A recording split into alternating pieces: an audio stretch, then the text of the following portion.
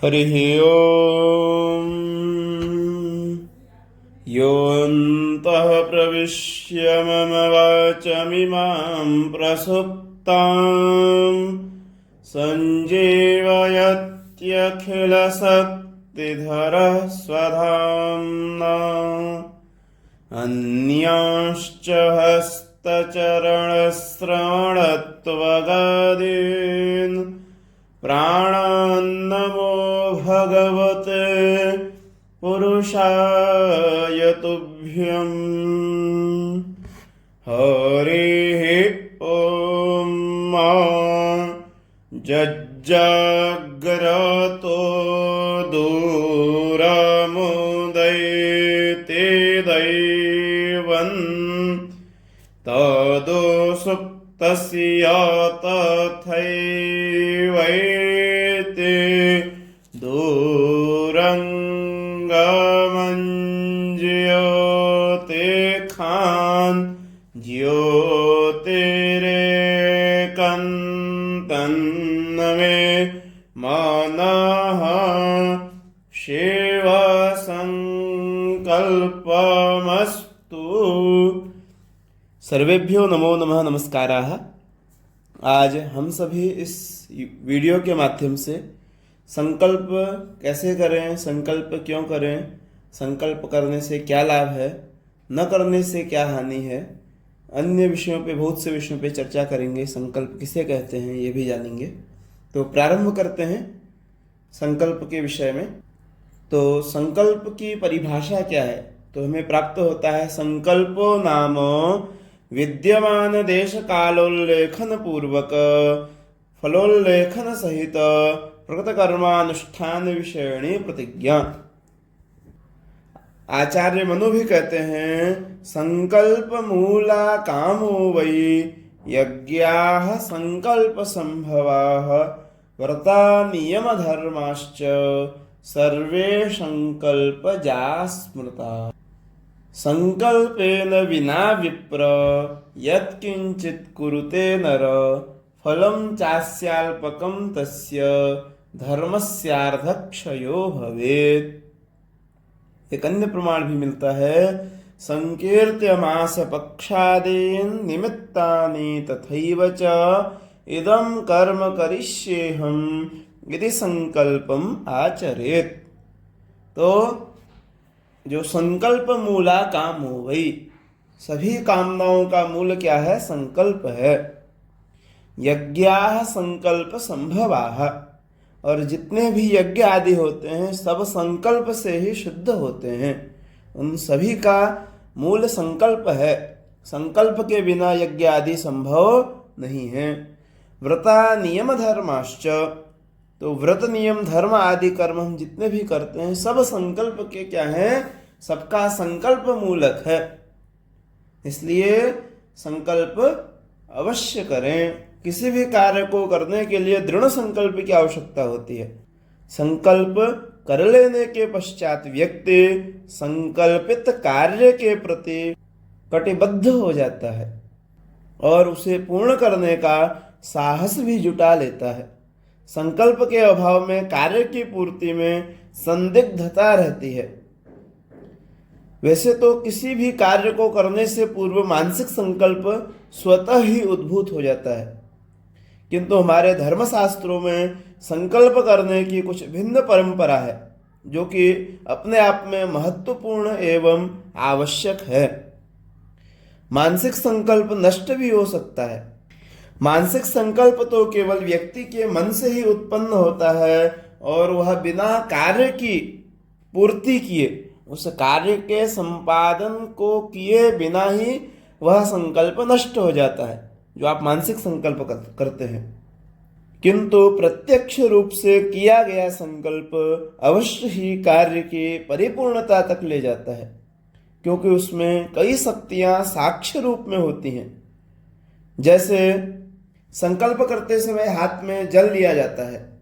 वैसे तो कुछ अक्षत जल तीनों को रखने की परंपरा है, फिर भी जल तो अनिवार्य तत्व है ही।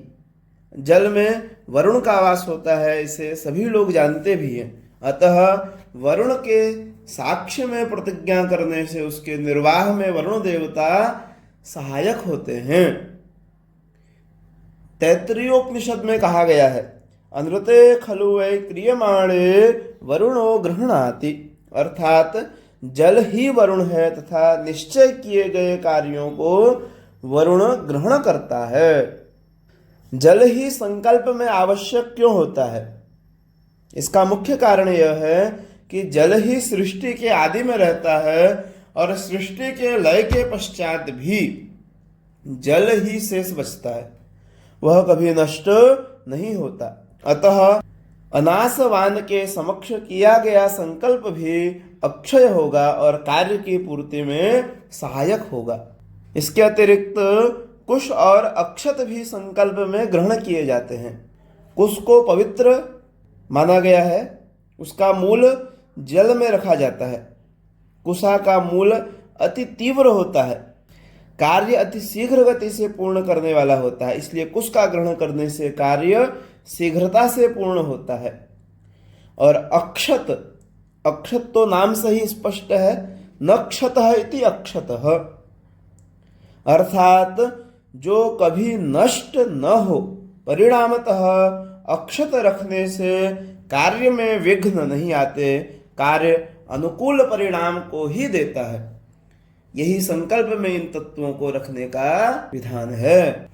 संकल्प में संकीर्त्य मास पक्षादीन निमित्तानि तथैव च इदं कर्म करिष्येहं संकल्पम आचरेत। तो कहते हैं संकीर्त्य, मास पक्ष आदि को निमित्त बना करके इस कर्म को मैं करूंगा, ऐसा संकल्प करे। अब संकल्प जब हम करते हैं तो वहां पे बोला जाता है ओम विष्णवे नमः, ओम विष्णवे नमः, ओम विष्णवे नमः। इस विषय में कहा गया है, तिथिर्विष्णुस्तथा वारं नक्षत्रं विष्णुरेव च योगश्च करणश्चैव सर्वं विष्णुमयं जगत्। तिथि भी विष्णु है, वार भी विष्णु है, नक्षत्र भी विष्णु है, योग भी विष्णु है और कर्ण भी विष्णु है। पूरा जगत विष्णुमय है, सर्वं विष्णुमयम जगत। तो हम लोग इस वीडियो में संकल्प किस तरह से करते हैं इस विधि को भी देखेंगे, तो उस विषय पर आते हैं। तो यजमान क्या करेंगे, जब आप यजमान को संकल्प कराते हैं, आप स्वयं संकल्प करते हैं, तो दाहिने हाथ में जलगंध अक्षत और पुंगी फल, सुपारी को पुंगी फल कहते हैं, सुपारी, पुष्प, दूर्वा और द्रव्य दक्षिणा लेकर के संकल्प करें। उसमें 3 बार ओम विष्णवे नमः, ओम विष्णवे नमः, ओम विष्णवे नमः। श्रीमद्भगवतो महापुरुषस्य विष्णोराज्ञया प्रवर्तमानस्य अद्य श्री ब्रह्मणो द्वितीये परार्धे 1,550तमे वर्षे प्रथम मासे प्रथम पक्षे प्रथम दिवसे अन्धौ द्वितीययामे तृतीये मुहूर्ते रथंतरादि 32 कल्पानां मध्ये अष्टमे श्वेतवाराह कल्पे स्वयंभुवादि मन्वन्तराणां मध्ये सप्तमे वैवस्वत मन्वन्तरे कृतत्रेता द्वापर कलि संज्ञानां चतुर्णां युगानां मध्ये वर्तमाने 28तमे कलियुगे तत्प्रथम चरणे तथा 50 कोटि योजन विस्तीर्ण भूमंडलांतर्गत सप्तद्वीप मध्यवर्तिनी जम्बूद्वीपे तत्रापि नवखंडानां मध्ये 9 योजन विस्तीर्णे भरतखंडे तत्रापि परम पवित्रे भारते वर्षे आर्यावर्तांतर्गत ब्रह्मावर्तैक देशे अमुक क्षेत्र। अब जहां पे भी अमुक आएगा वहां आपको कुछ जोड़ना है। तो अमुक क्षेत्र में जिस क्षेत्र विशेष में आप संकल्प को कर रहे हैं उस क्षेत्र विशेष का यहाँ पे नाम लेंगे। अगर वाराणसी में कर रहे हैं तो क्या बोलेंगे, अविमुक्त वाराणसी क्षेत्रे आनंदवने महाशमशाने गौरी मुखे त्रिकंटक विराजिते भागीरथ्याः पश्चिम दिग्भागे श्री गंगा यमुनयोः दिग्भागे, अमुक दिग्भागे, तो गंगा यमुनयोः पश्चिम दिग्भागे नर्मदाया उत्तर प्रदेशे देवब्राह्मणानां सन्निधौ श्रीमन्नृपविक्रमादित्य राज्यात् अमुक संख्या परिमिते। अब यहाँ पे अमुक में विक्रमादित्य के राज्य से अब तक का कितना समय व्यतीत हुआ, यहाँ पे वह लेना है आपको। फिर वर्तमान संवत्सरे, जो वर्तमान में संवत्सर चल रहा होगा उस संवत्सर को लेंगे। प्रभवादि षष्ठी संवत्सराणां मध्ये अमुक नाम्नि संवत्सरे, अमुक अयने, अमुक ऋतौ, अमुक मासे, अमुक पक्षे, अमुक तिथौ, अमुक वासरे, अमुक नक्षत्रे, अमुक योगे, अमुक कर्णे, अमुक राशि स्थिते चंद्रे, अमुक राशि स्थिते सूर्ये, अमुक राशि स्थिते देवगुरौ, शेषेषु गृहेषु यथा यथा राशि स्थान स्थितेषु सत्सु एवं ग्रह गुण गण विशेषण विशिष्टायां शुभ पुण्यतिथौ अमुक गोत्रोत्पन्नोहम अमुक शर्माहम। अब यहाँ पे भी अमुक आया है तो अमुक अमुक में आपको कुछ जोड़ना है। यहाँ पे गोत्र जोड़ेंगे, यहाँ नाम जोड़ेंगे।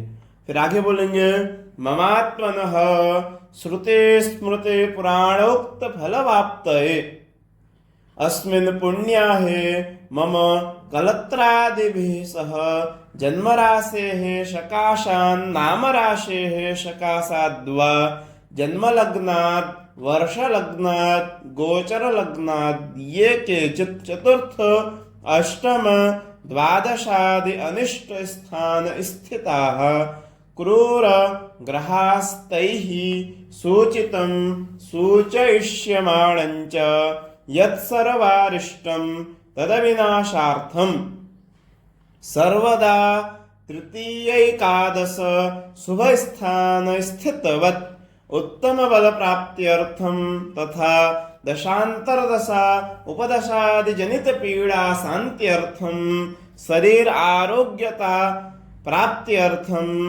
परम ऐश्वर्य आदि प्राप्त्यर्थं पुत्र पौत्रादि संततेः अनवच्छिन्न वृद्ध्यर्थं आदित्यादि नवग्रह अनुकूलता सिद्ध्यर्थं इंद्रादि दश दिक्पाल प्रसन्नता सिद्ध्यर्थं आधिदैविक आधिभौतिक आध्यात्मिक त्रिविध ताप उपशमनार्थं धर्मार्थ काम मोक्ष चतुर्विध पुरुषार्थ सिद्ध्यर्थं यथालब्धोपचार द्रव्यैः श्री परमेश्वर प्रीत्यर्थम। अब यहाँ पे जिस देवता के निमित्त आप पूजन कर रहे हैं वह यहाँ बोलेंगे अमुक देवता प्रीत्यर्थम। तो गणपति देवता यदि गणेश पूजन कर रहे हैं तो गणपति देवता प्रीत्यर्थम अमुक कर्म अहम करिष्ये। अमुक कर्म में तो गणपति पूजन कर्म अहम करिष्ये।